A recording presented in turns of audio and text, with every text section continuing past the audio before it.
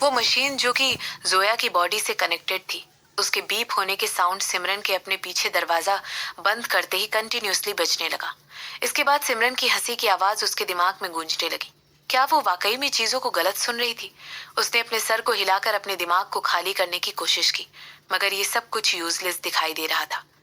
उस सिमरन की उस स्माइल को और उसकी हंसी को, जो कि उसने जाने से पहले जोया के सामने हंसी थी, भूल ही नहीं पा रही थी। ना तो ऐसी कोई खुशी वाली हंसी थी, ना ही जीत पाने वाली हंसी थी।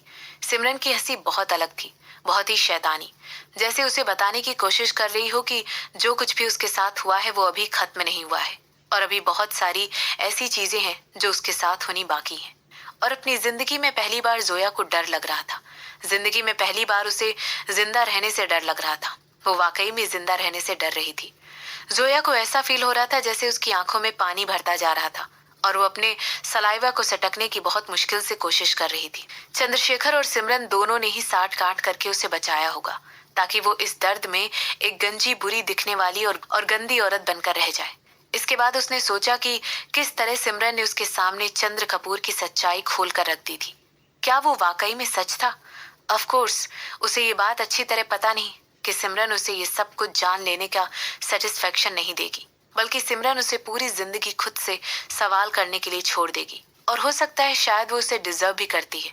वो उस हर चीज को डिजर्व करती है जो अब उसके रास्ते में आने वाली थी। इसके बाद उसे याद आया कि किस तरह चंद्रचूड़ उसकी तरफ देख रहा था। उसकी आंखें पूरी तरह नफरत और डिस्गस्ट से भरी हुई थी। इसके बाद उसे उसकी खौफनाक हंसी की याद आ गई, जो वो तब हंस रहा था जब वो उसके साथ कुकर्म कर रहा था। वो सब कुछ बहुत ही क्रूरता से भरा हुआ और खौफनाक था। तुमने ही उसे ऐसा बनाया है, यही आवाज बार बार उसके दिमाग में गूंज रही थी। ये सब कुछ उसकी वजह से हुआ था। उसने एक बेवकूफ आदमी को मैनिपुलेट किया था, और उसकी बेवकूफी को मिसकैलकुलेट किया था। उसने उसकी प्राइड को मिसकैलकुलेट किया था, जो उसने उसके आदमी होने वाले ईगो पर पहुंचाया था। उसे भी गलत समझ लिया था। जोया अपने अंदर एक बढ़ते हुए हंसी के गुबार को बनता हुआ फील कर सकती थी। सिमरन वाकई में सही थी, एक ऐसी जोकर थी जिसे यूज किया गया था और निर्दोष लोगों को दुख पहुंचाने के लिए मैनिपुलेट किया गया था। आखिर वो कितनी बेवकूफ थी। जोया ने हमेशा अक्लमंद होने पर प्राइड ली थी। उसकी दूसरों के खिलाफ चाल चलने की क्वालिटी टॉप नॉच थी, और फिर भी वो किसी के हाथों के जोकर बन गई और उसके गेम को आगे बढ़ाने लगी, और उसे इसके बारे में कभी भी पता ही नहीं चला। एक बेवकूफ गधे की तरह जिसे कोई अटैक करने के लिए इस्तेमाल किया गया था। मगर क्या वाकई में उसे इस बात का दुख था? जोया को इस बात का जवाब नहीं पता था, तो वाकई में सच्चाई से इस सवाल का जवाब इस समय नहीं दे सकती थी। खासकर तब जबकि उसके पास बहुत सारा गुस्सा, सिर्फ गुस्सा बचा था। सेटिस्फाइड? शशांक ने जैसे ही सिमरन के लिए कार का दरवाजा खोला, उससे तुरंत पूछा। हालांकि उससे जवाब मिलने की वजह से सिमरन ने उसे एक हल्की सी कोमल सी मुस्कान दी थी। ये कोई जीत की खुशी वाली स्माइल नहीं थी, ये कुछ और था, कुछ ऐसा जिसे शशांक समझ नहीं पा रहा था। क्या हुआ है?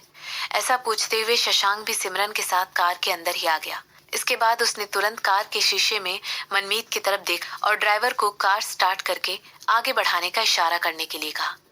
मैंने महसूस किया है कि बदला लेने से मेरा इमोशनल और मेंटल हेल्थ ठीक नहीं होता है। मुझे इन सब से कोई भी सेटिस्फेक्शन नहीं मिलता है, सिमरन ने धीरे से कहा। ये सच था कि जोया को बैंडेज में लिपटा हुआ उसे किसी तरह का सेटिस्फेक्शन तो मिला था, मगर फिर भी ये सब कुछ उसके लिए काफी नहीं था। कुछ मिसिंग था, कुछ ऐसा था जो उसे जरा सी भी खुशी नहीं दे रहा था। उसके शब्द सुनकर शशांक के काह भरते हुए कहने लगा, इसलिए इतना खराब लग रहा है क्योंकि तुम्हें वो सब कुछ नहीं मिला जो तुम्हें चाहिए था। जाओ आगे बढ़ो और कपूर ग्रुप पर टेक ओवर कर लो। उसे समझ में आ रहा था कि बदला उसकी वाइफ को जरा भी सेटिस्फेक्शन नहीं देने वाला है, क्योंकि वो यहाँ पर सिर्फ और सिर्फ पैसे के लिए आई थी। सिमरन यहाँ पर सिर्फ इसलिए आई थी क्योंकि उसे अपनी कंपनी को ग्रो करना था और इन सब फालतू की लंबी चलने वाली चालों में नहीं पड़ना था। सिमरन ने ऐसा कहते हुए तुरंत अपनी आंखें शशांक की तरफ की। उसकी आंखें पूरी तरह कंफ्यूजन से भरी हुई थी। उसके कहने का क्या मतलब था? उसकी तरफ देखकर घूरने लगी। तो क्या वो इसलिए सेटिस्फाइड नहीं थी क्योंकि अभी तक कपूर ग्रुप को अपने अंदर नहीं कर पाई थी? सिमरन चुप हो गई और इस बारे में और गहराई से सोचने लगी। रुको, तो क्या अभी आदमी उसे खुद से भी ज्यादा अच्छे से समझने लगा था, जितना वो खुद को नहीं समझ पा रही थी? इसके बाद उसने शशांक को अपने लिप्स उठाकर मुस्कुराते हुए देखा। मैं तुम्हें पीछे नहीं खींच लूंगा। तुम आगे बढ़ो और अपने पिता से कहो कि क्या वो तुम्हें इस कंपनी की बागडोर संभालने दे सकते हैं। तब वो इसे गिल ग्रुप ऑफ इंडस्ट्रीज के अंदर मैनेज कर पाएंगे। इसके अलावा क्योंकि तुम चाहती हो कि इसे टेक ओवर करो, तो तुम इस कंपनी को बस कुछ सालों के लिए और मैनेज कर पाओगी और इसके बाद तुम रिटायर हो सकती हो। सिमरन ने तुरंत अपनी आंखें छोटी करते हुए देखा। जो अजीब सा हो रहा था वो अब जा चुका था। वो शशांक से पूछना चाहती थी कि रिटायरमेंट के बारे में इतनी जल्दी कैसे सोच सकता है। वो बहुत यंग थी, रिटायर होने के लिए कुछ ज्यादा ही यंग। हालांकि उसके चेहरे पर जो लुक वो उसे प्रोटेस्ट करने से रोकने के लिए काफी था। ठीक है, रिटायरमेंट हो सकता है ये इतना भी बुरा ना हो जितना कि सुनने में लग रहा है। लग रहा है आप ये सब कुछ काफी दिनों से प्लान कर रहे हैं मिस्टर वर्मा, सिमरन ने नोट करते हुए कहा। जब शशांक ने उसे बताया कि कंपनी को अपने हाथ में लेने का मतलब उसके लिए और ज्यादा काम होगा, तो वो वाकई में एक कदम पीछे लेने के बारे में और स्लो डाउन होने के बारे में सोचने लगी थी। सिमरन वाकई में इस बात को मानती थी कि वो कुछ ज्यादा ही जल्दी में अपनी जिंदगी जी रही थी। वो जितनी जल्दी हो सके ग्रो करना चाहती थी और उसके सारे डिसीजंस इसी बात को लेकर आग की तरह हवा दे रहे थे कि वो जल्द से जल्द आगे बढ़ना चाहती थी।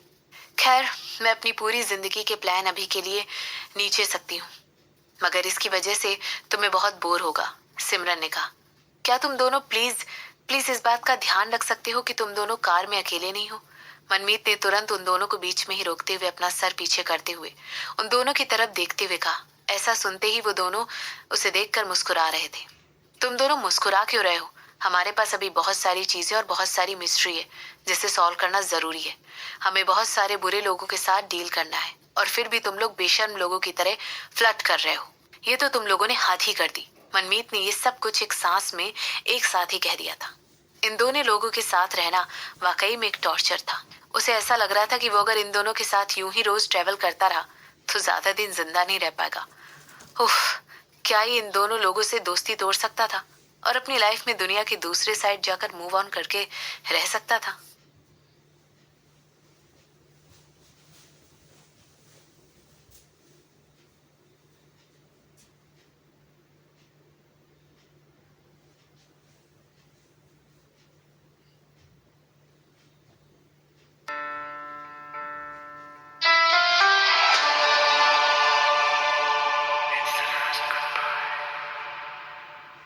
जो कुछ भी जोया के साथ हुआ था उसके लिए चंद्रचूड़ जिम्मेदार था।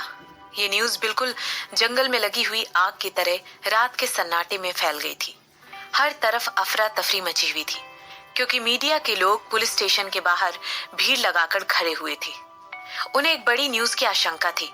जो लोग बेसब्री से इंतजार कर रहे थे कि कोई पुलिस ऑफिसर बाहर आएगा और उनको चंद्रचूड़ की फिलहाल की अपीयरेंस के केस के बारे में रोशनी डालने के लिए कुछ कमेंट मिल जाएंगे।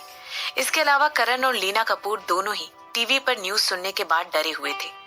बंद कर दो इसे, करण ने तुरंत बिल्कुल एक मालिक की तरह अपनी बीवी को ऑर्डर देते हुए कहा था। जबकि जोया की न्यूज सुनकर उसके पेट में एक अजीब सा इमोशन आने लगा था। उसका गुस्सा फिलहाल की यूजलेस होने वाली सिचुएशन में उसे बार बार ये याद दिला रहा था कि वो कुछ नहीं कर सकता है और इसी वजह से वो गुस्सा उसके अंदर बढ़ रहा था और उसे अंदर ही अंदर खाए जा रहा था और अब वो अपने गुस्से को कंट्रोल नहीं कर पा रहा था। इसीलिए उसने चिल्लाते हुए एक बार फिर कहा, मैंने कहा ना इसे बंद कर दो। अब तुम्हें इन सब चीजों के ऊपर ज्यादा गुस्सा होने की जरूरत नहीं है, लीना ने टीवी ऑफ करते हुए कहा। ये तुम्हारी सेहत के लिए कुछ भी अच्छा नहीं है।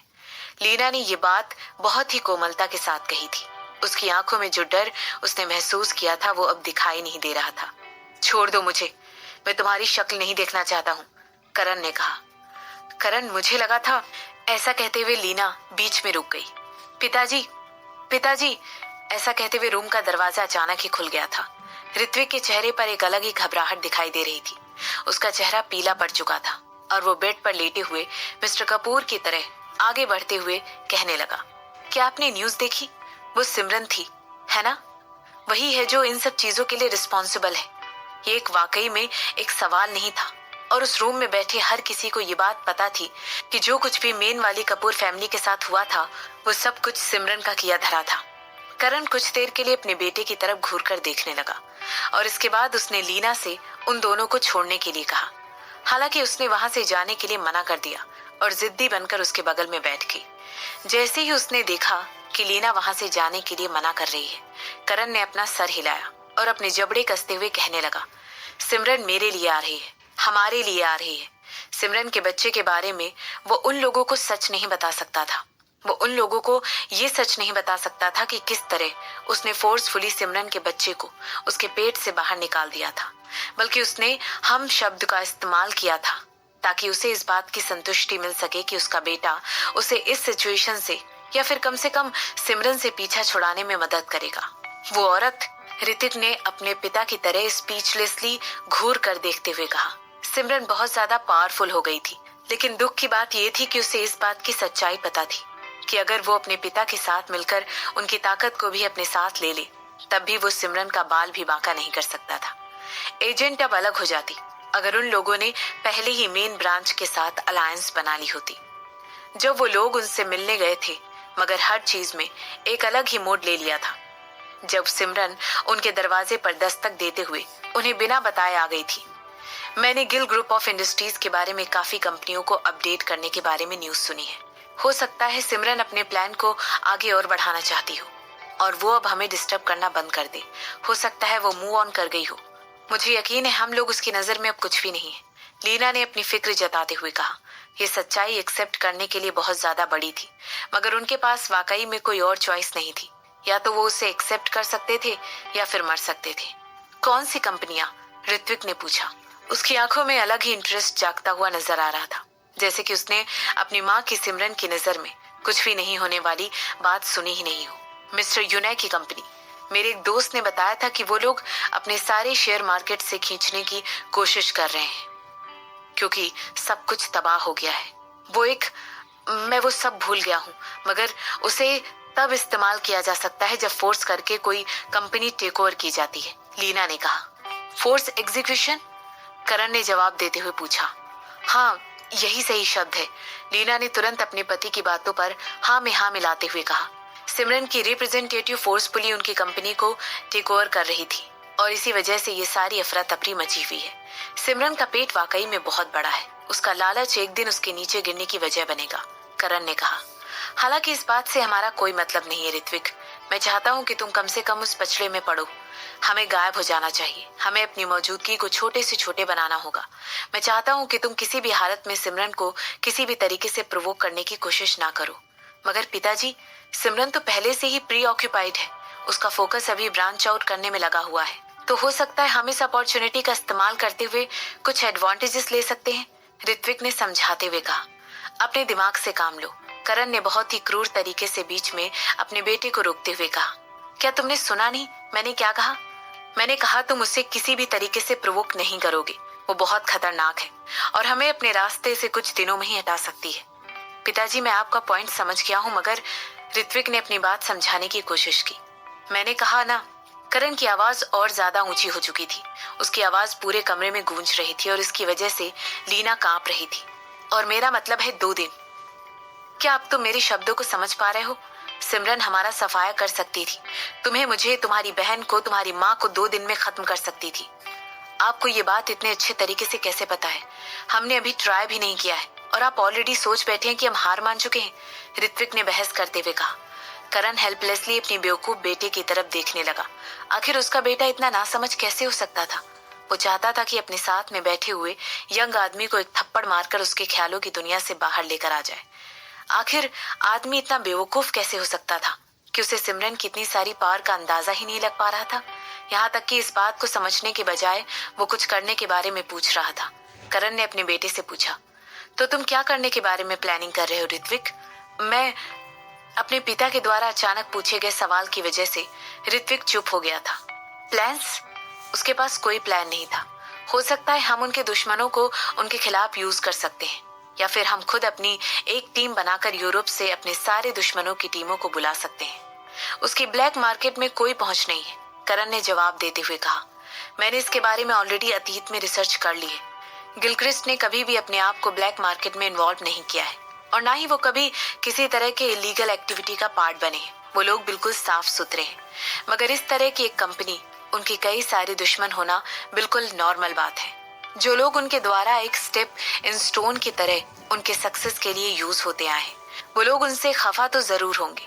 हो सकता है वो लोग हमारे साथ मिलकर हमारा काम कर दें और सिमरन को डिस्ट्रॉय करने में हमारी मदद करने के लिए तैयार हो जाए, ऋत्विक ने कहा।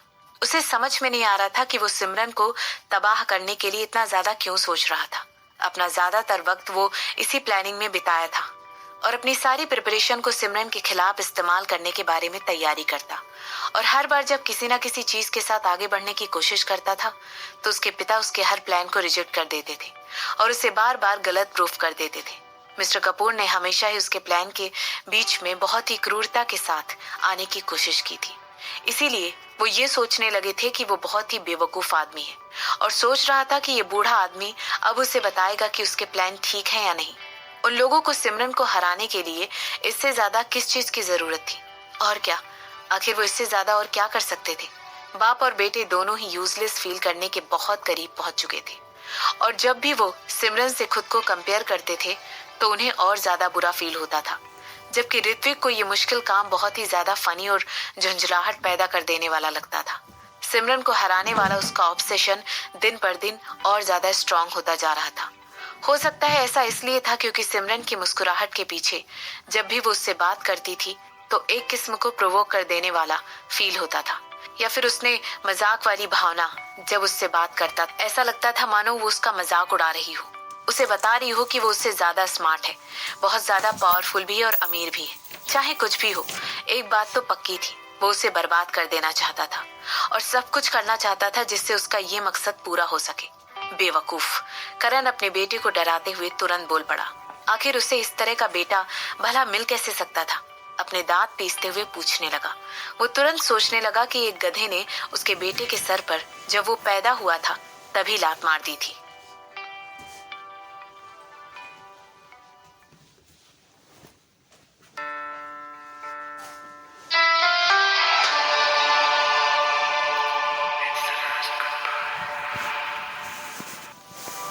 सरप्राइज कर देने वाली बात तो ये है कि अभी भी ये बात सामने नहीं आई कि तुम उसकी बेटी हो। तुम्हारी आइडेंटिटी को इस तरह सबके सामने लाने का मतलब पानी में बहुत सारे बुलबुलों का छोड़ देना होता, और खास करके बिजनेस कम्युनिटी में। शशांक ने सिमरन से कहा। जब से चंद्रचूड़ और जोया की किडनैपिंग की न्यूज इंटरनेट पर आई थी तब से बहुत सारे दिन गुजर चुके थे और फिर भी किसी को इन सब में सिमरन का हाथ होने का सबूत अभी तक नहीं मिला था। इसके अलावा किसी को इस बात का अंदाजा भी नहीं था कि वो मेन ब्रांच की कपूर फैमिली का हिस्सा थी। वो एक स्मार्ट आदमी है, सिमरन ने जवाब देते हुए अपने सामने रखे हुए सैलेड बाउल की तरफ देखा जो कि शशांक ने उसके लिए बना कर रखा था। मैंने अपने पिता से कहा है कि वो चंद्र कपूर से अकेले में बात करे। तुम्हें लगता है मैंने सही डिसीजन लिया है? तुम मुझसे पूछ रही हो? शशांक की आवाज और उसकी आंखों में मजाक की भावना साफ साफ दिखाई दे रही थी। सिमरन उससे ऐसी चीज के बारे में ओपिनियन मांग रही थी जो कि उसने किया था। ये मैं तो ऐसे ही पूछ रही हूँ। मुझे पता है हमने इन सब चीजों के बारे में ऑलरेडी बात कर ली है, लेकिन पता नहीं किस वजह से मेरी क्यूरियोसिटी मुझे अंदर ही अंदर मार रही है। मगर मुझे ये बात भी पता है कि वो जल्द ही जल्द अपने अंजाम तक पहुंच जाएगा। मुझे नहीं पता है कि क्या मैं ऐसे किसी आदमी से मिलना भी चाहता हूँ। शायद मैं बस इमोशनल हो रही हूँ या फिर कुछ मुझे समझ में नहीं आ रहा है। सिमरन ने अपने कंधे उचकाते हुए कहा। सबसे अहम बात तो यह है कि मैं आगे बढ़ना चाहती हूँ और इन सारी बातों को पीछे छोड़ देना चाहती हूँ। शशांक ने सेटिस्फेक्शन में अपना सर हिलाया। सिमरन के शब्दों का सिर्फ एक ही मतलब था कि अब उसके साथ और ज्यादा समय बिताना चाहती थी, है ना? मुझे लगता है जो कुछ भी तुमने किया है वो सही है। हम लोग उन्हें चंद्र के साथ डील करने देंगे और खुद आगे बढ़ जाएंगे। मगर क्या तुम इस बात को जानना नहीं चाहोगी कि उसने अपने ही भाई को तबाह करने की कोशिश क्यों की? आदमी लोग बहुत ही सिंपल होते हैं, सिमरन ने जवाब दिया। इसका ताल्लुक या तो जलन से है या प्यार से या फिर लालच से। मुझे यकीन है इन तीनों में से ही कोई ना कोई एक वजह है। सिंपल है ना? शशांक ने पूछा। मुझे पूरा यकीन है कि पिताजी मुझे इस बात की वजह भी बताएंगे और मुझसे मेरे ऊपर नियम के बारे में भी पूछेंगे। इसीलिए इट्स ओके। ऑलरेडी अक्टूबर का आधा महीना बीत चुका है और हार्मनी ऑयल की ओपनिंग का समय बहुत जल्द करीब आ रहा है। मैं इन चीजों में पढ़कर और ज्यादा समय बर्बाद नहीं करना चाहती हूँ, खासकर तब जब ये बात मेरे लिए कोई फायदा नहीं लेकर आने वाली है। अगर बात की जाए तो कल वो दिन जब तुम्हारी माँ की डेथ एनिवर्सरी के लिए बाहर जाने वाले हैं, है ना? सिमरन ने पूछा। मनमीत भी हमारे साथ आ रहा है, शशांक ने सिमरन को बताया। लगता है वो तुम्हारे माता और पिता से बहुत ज्यादा प्यार करता है। सिमरन ने नोटिस किया कि किस तरह मनमीत हमेशा के लिए एक भाई की तरह खड़ा रहा है और जिस तरह वो हमेशा से शशांक के अडॉप्ट करने वाले माँ बाप के बारे में बात करता है, सिमरन ऐसा कह सकती थी कि वो वाकई में उनका बहुत ज्यादा रिस्पेक्ट करता है। वो करता है। वो बहुत ही स्पेशल तरीके से मेरी माँ के साथ जुड़ा हुआ था और उनके बहुत करीब था। माँ को जो भी करवाना होता था वो उससे ही करवाती थी। तुम्हें याद है वो 300 स्टेप वाली सीढ़ियां जिस पर मैं तुम्हें उठाकर ले गया था, उस छोड़े हुए मंदिर की तरफ? शशांक ने पूछा। हाँ, ऑफ कोर्स, बिल्कुल। आखिर सिमरन उस आदमी के तरीकों को कैसे भूल सकती थी, खासकर जब बात उस मंदिर की सीढ़ियों पर चढ़ने की आती है। क्या तुमने कभी ऐसा नहीं सोचा कि वो बूढ़ी औरत इतनी ऊपर तक चढ़कर मंदिर तक कैसे पहुंची होगी? ऐसा हमेशा मनमीत की वजह से होता था। वो उन्हें उठाकर अपनी पीठ पर कैरी करके लेके जाता था और साथ ही उनका फेवरेट गाना भी गाता था। ऐसा कहते हुए पुरानी यादों को ताजा करते हुए शशांक की आंखों में एक चमक साफ दिखाई दे रही थी। इसके बाद अपने सर को हिलाते हुए उसने आगे कहा, वो किसी को भी कुछ ज्यादा ही बिगाड़ देता है। मुझे लगता है शायद वो इकलौती माँ थी जिसके बारे में मनमीत जानता था। शशांक ने अपनी बात को आगे बढ़ाते हुए कहा। तो फिर उन्होंने उसे भी अडॉप्ट क्यों नहीं कर लिया था? सिमरन ने पूछा। उस समय मेरे पिताजी को कोई ऐसा चाहिए था जो उनके परछाई में रहकर काम कर सके। मनमीत, कई लोगों के साथ काम करने का एक अलग ही तरीका था। वो बहुत ज्यादा बातूनी था और इतना ज्यादा खुश मिजाज था कि कोई उस पर शक नहीं कर सकता था। उसका चार्म अलग ही था, शशांक ने समझाते हुए कहा। बाय द वे, तुम उसके बारे में इतने सारे सवाल क्यों पूछ रही हो? क्या तुम्हें इसके अलावा मेरे बारे में जानने की ज्यादा इंटरेस्ट नहीं है? सिमरन ने अपने एक आईब्रो उठाकर अपने सामने खड़े हुए आदमी की तरफ देखा। उसने इस समय विवेक की सिंपल सूट पहनी हुई थी और उसके साथ स्वेट पैंट्स पहनकर खड़ा हुआ था और उसके कंधों पर एक टाल गिरा हुआ था। शशांक ने अभी अभी अपना वर्कआउट खत्म किया था और सिमरन उसके चेहरे पर पसीने की छोटी छोटी बूंदों को देख पा रही थी। और तभी उसने पूछा, क्या तुम्हें जलन हो रही है? जलन? और वो भी कमजोर इंसान से? शशांक ने तुरंत मना करते हुए अपनी पीठ सिमरन की तरफ की और फ्रिज की तरफ चलकर पानी की बोतल निकालने के लिए जाने लगा। क्या वाकई में ये सच है? तो फिर तुम मुझे उसके बारे में क्यों नहीं बता रहे हो? सिमरन ने पूछा। मैं तुम्हें और क्यों बताऊं? शशांक ने काउंटर करते हुए कहा। उसकी आंखें तुरंत ठंडी पड़ चुकी थी, अगर वो भी ठंडी नहीं हुई थी कि सिमरन उन्हें देखकर कांप उठे, बल्कि वो खुशी से हंसने लगी। आखिर में पहली बार था जब उस आदमी ने उसे पूरी तरह दिखाया था कि वो जलन से भर चुका है। ठीक है, सिमरन ने ऐसा कहते हुए अपनी पीठ शशांक की तरफ कर दी। तुम कहाँ जा रही हो? शशांक ने पूछा। अब क्योंकि तुम मुझे उसके बारे में बताना नहीं चाहते हो तो मैंने सोचा कि क्यों ना उससे जाकर खुद ही पूछ लूं। हालांकि पहले ही वो शशांक से एक कदम और दूर हो पाती, शशांक ने उसे ऑलरेडी पीछे से हक करके रोक दिया। सिमरन उसकी गर्म सांसें अपने कानों के पीछे महसूस कर सकती थी। तुम हिम्मत भी नहीं करोगी। ये कोई कमांड नहीं थी और ना कोई ऑर्डर। हालांकि शशांक की आवाज में जो खतरा सुनाई दे रहा था वो सिमरन को अपनी जगह पर जमे रहने के लिए सावधान करने के लिए काफी था। मगर सिमरन आसानी से इस टन होने वाली स्टेट से बाहर आ गई थी। उसने अपनी आंखें छोटी की और अपनी पीठ पर शशांक के जोरों से धड़कते हुए दिल को महसूस करने लगी। तुम ऐसा नहीं करोगी। इस बार उसकी आवाज थोड़ी भारी हो गई थी। उसकी आवाज से बहुत ज्यादा कोमलता थी और ऐसा लग रहा था मानो वो पिघल गई थी। ऐसा लग रहा था कि मानो वो एक छोटे से बच्चे को डांट रहा था। ये उस टोन के मुकाबले बिल्कुल अपोजिट थी जो उसने अभी अभी यूज की थी। रिलैक्स, सिमरन ने कहा। उसके हाथ सबकॉन्शियसली शशांक के हाथों को सहलाने लगे थे और वो उससे काम डाउन कर रही थी। शशांक इस समय जलन से भरा हुआ था और ये बात बिल्कुल ऑब्वियस तरीके से साफ दिखाई दे रही थी। हालांकि सिमरन समझ नहीं पा रही थी कि आखिर इतनी आसानी से अपने दोस्त की बात से जेलस कैसे हो सकता था। वो उससे अभी थोड़े ना पूछने जा रही थी। ये बात करने के लिए ये समय ठीक नहीं है।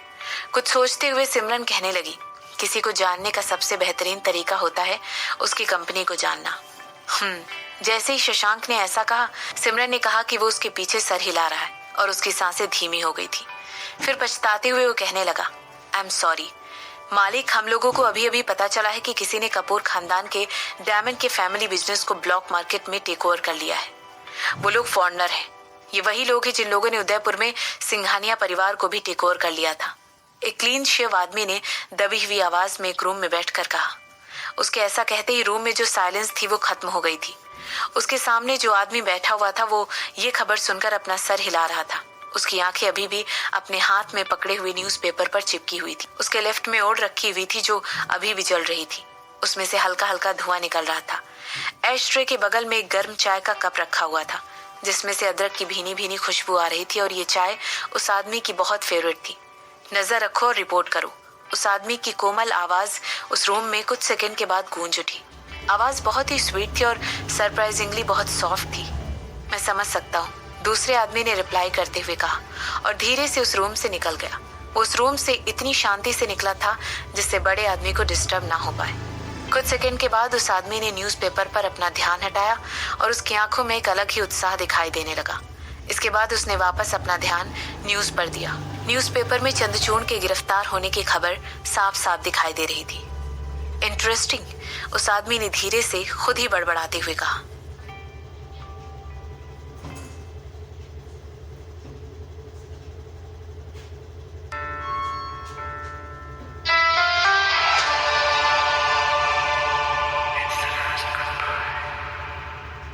मेरे पास अभी भी सुबह सुबह कैच करने के लिए फ्लाइट है, सिमरन ने अपने बाथरोब को कसकर पकड़ते हुए कहा। उसकी आंखों से ऐसा लग रहा था जैसे वो शशांक के ऊपर तलवारें चला रही थी। वो इसलिए इतना ज्यादा गुस्से में दिखाई दे रही थी क्योंकि उसकी नींद खराब कर दी गई थी। चंद्र कपूर ने मुझे सब कुछ बता दिया है। चंद्रशेखर अपनी बेटी के दर्शन को इग्नोर करते हुए कंटिन्यू करते हुए कहने लगा। अपने हाथों को पॉकेट में डालकर वो इस समय लिविंग रूम में लगी हुई सिमरन की मुस्कुराते हुए चेहरे के साथ वाली पेंटिंग देख रहा था।